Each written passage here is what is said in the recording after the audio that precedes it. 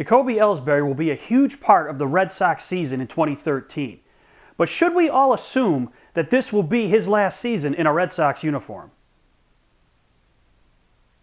A big part of the Red Sox success this season will rest on the shoulders of center fielder Jacoby Ellsbury.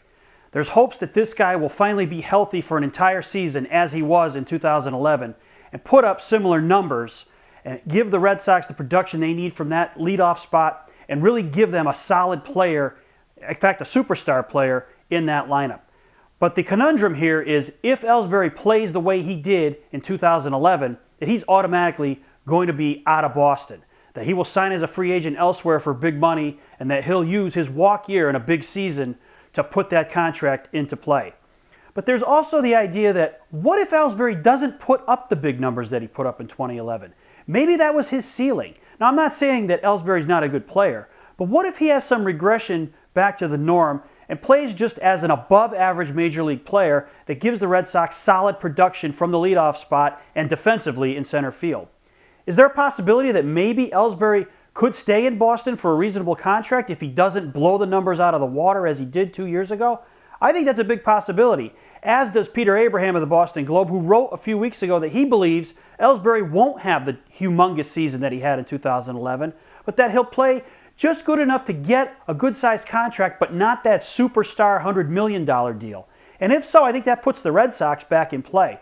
You know, the Sox have to spend their money somewhere. All this savings that they incurred from the trade with the Dodgers last season, it has to be invested into something on this Major League roster. And maybe, just maybe, they're waiting to see what kind of year Ellsbury has, and then they're going to give him an appropriate contract offer and try to keep him in Boston.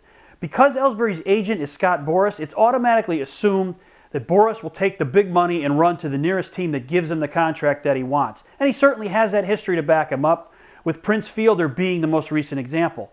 But Boras also has a client named Michael Bourne out there in free agent land that, as of this taping, has not yet signed with a Major League club. And he's a very good center fielder, but he's pricing himself out of the market with his demands. And there's some talk that Ellsbury could be in a similar situation at the end of the season if he doesn't have that monster year that he had in 2011.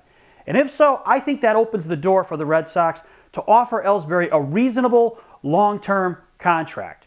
But how about you guys out there? Do you think that if Ellsbury just has an above-average season and not a superstar season, that he might just stay in a Red Sox uniform?